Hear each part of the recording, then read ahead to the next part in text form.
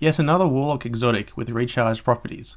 The Warlock exotic helmet, the Crown of Tempests, features very similar characteristics to other Warlock exotics, most specifically the Nezarec Sin.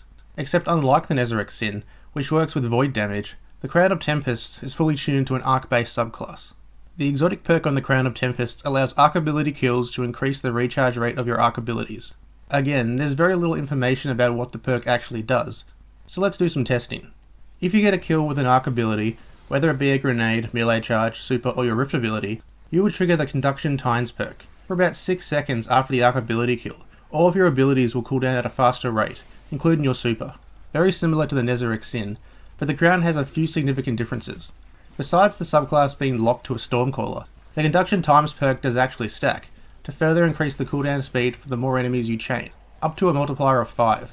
In the Nezarec's video, I mentioned that firing a rocket at a group of enemies was far less worthwhile than killing them one at a time. With the Crown of Tempests though, getting a multi-kill with any of your arc abilities is absolutely worth it, so dropping a pulse grenade under a pack of enemies will go a long way in cooling down your abilities.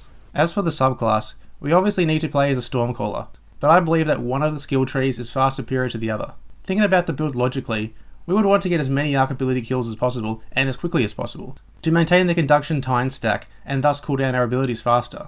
So what do we have to work with? Pulse grenades are excellent at dealing damage and taking out groups of enemies, and Rising Storm melees grant a chunk of ability and super energy on a hit. Arc grenade and melee are only options for arc ability kills though. The attunement of the elements skill tree also grants arc souls for your healing or empowering rift, which can easily refresh your stack and keep your regeneration speed up. So let's look at the potential of having a solid cooldown speed on Stormcaller abilities.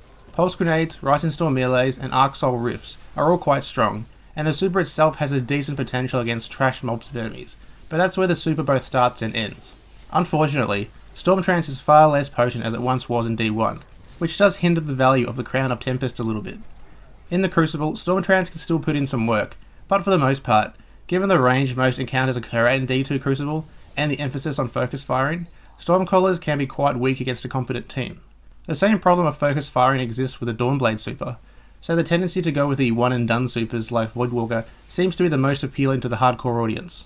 Arc Souls do have a place in the Crucible however, and getting your Rift back at a decent rate may prove useful, but the likelihood of getting an Arc multi-kill in the Crucible is fairly low outside of your super use that is. To summarise the use of Stormcallers and the Crown of Tempests in the Crucible, I would say you are better off using Nezarec Sin with the Stormcaller and Void damage weapons, which I'll clarify later. Alright, now for PvE. Stormcallers are okay, particularly because of Arc Souls and Pulse Grenades. Getting an Arc multi-kill is very possible, which will give you the best return on the Conduction Tines perk. The problem is though, once you're out of ability energy, which let's face it, is a decent portion of your time, your exotic is doing absolutely nothing for you.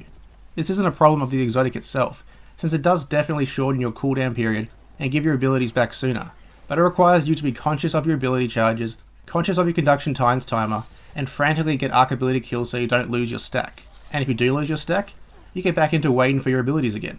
This is where the similarities with Nezarec Sin come into play, and why I believe Nezarec is both an overall stronger PvE and PvP exotic. Crown of Tempests is obviously great if you are fighting waves upon waves of weak enemies that keep getting destroyed by your Arc Souls or run into your Pulse Grenades, but the situations where that's the case aren't all that common.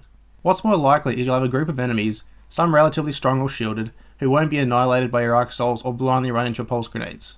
Getting a 4 or 5 stack with Crown is only realistic to get consistently with your super, and even then, you're frantically going to be searching for more kills to keep the streak alive.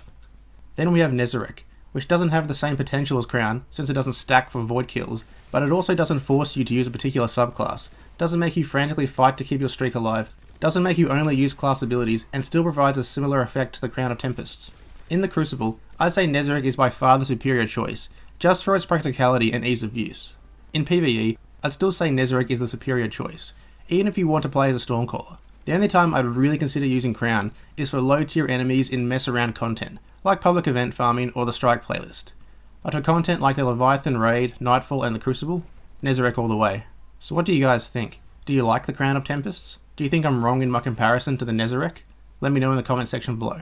Thanks for watching guys.